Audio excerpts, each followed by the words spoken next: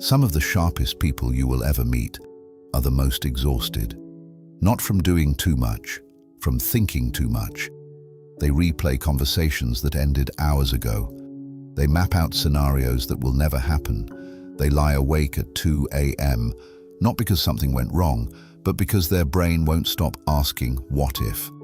Today, Peak Protocol shows you what is actually happening inside that brain, and what the Stoics understood 2,000 years before neuroscience gave it a name.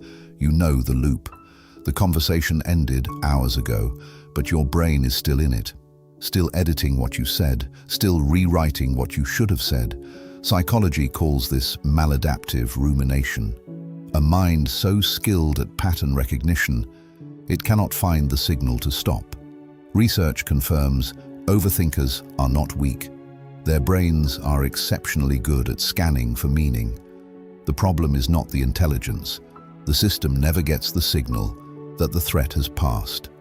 This comes down to two structures inside your skull. The prefrontal cortex, responsible for planning, analysis, and self-reflection, stays highly active even during downtime. Meanwhile, the default mode network, your brain's background processing system, keeps generating internal monologue. The result, a mind always online, always auditing, always drafting responses to conversations that haven't happened yet.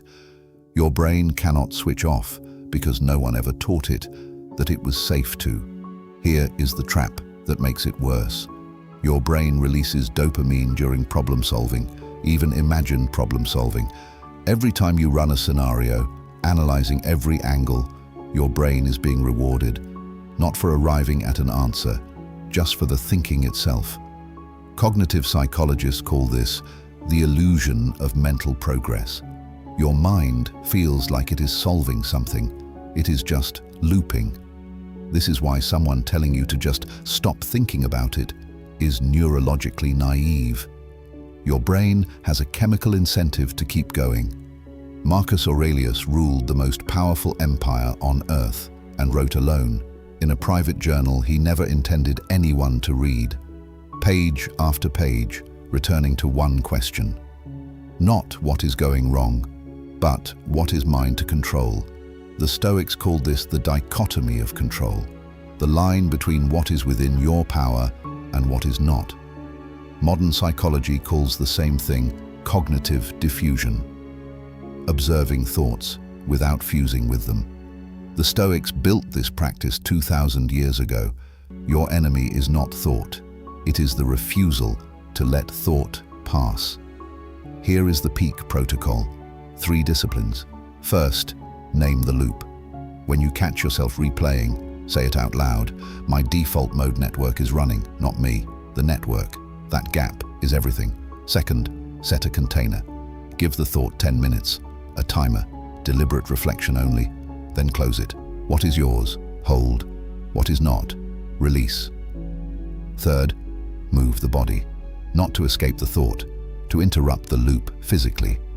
The prefrontal cortex quiets when the body moves. This is not a metaphor. This is neuroscience and Stoicism saying the same thing.